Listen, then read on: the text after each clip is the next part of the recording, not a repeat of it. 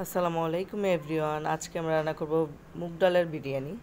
তার জন্য আমার লাগবে মুগ ডাল, লাগবে পোলাওর চাল, লাগবে মুরগির মাংস। আপনারা চাইলে গরুর মাংস দিয়েও রান্না করতে পারেন, সমস্যা নেই। গরু খাসি যা রান্না করতে পারেন। এখানে বিরিয়ানির মশলা আছে, এখানে লং, এলাচি, দারচিনি, তেজপাতা, গোলমরিচ আছে, এখানে সয়াবিন তেল আছে, আর এখানে কাঁচামরিচ। তো চলেন আমরা শুরু করি। প্রথম আমি মুগ ডালটা ভেজে নেব।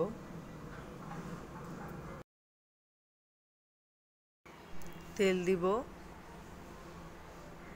লং, এলাচি, দারচিনি, গরম মশলাগুলো আমি ঢেলে দেব। এবার দিয়ে দিব পেঁয়াজ। এবার ভালোভাবে নেড়ে নেব। লবণ দিয়ে দিচ্ছি, আদা রসুন বাটা দিলাম, আর এখানে দিব আমি জিরা বাটা। এখানে দিব আবার মুরগির মাংস, দিয়ে ভালোভাবে কষিয়ে নেব। এবার দিব রাঁধুনি বিরিয়ানির মশলাটা।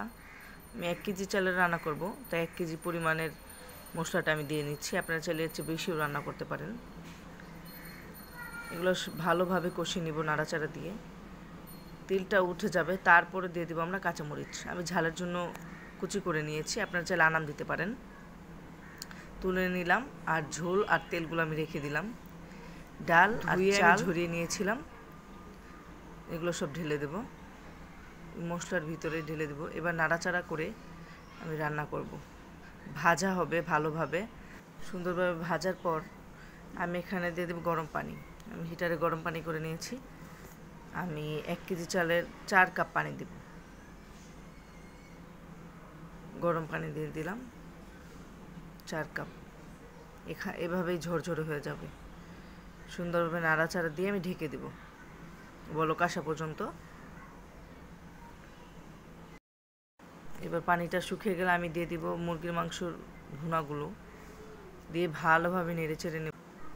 আমি নিচে একটা তাওয়া বসিয়ে দিয়েছি যেন তাড়াতাড়ি হয়। একদম নিভে আছে, আমি এটাকে সিদ্ধ করে নিয়েছি। একদম কি সুন্দর ঝরঝরে পোলাও হয়েছে। একবার ট্রাই করে দেখুন, এটা অনেক মজা।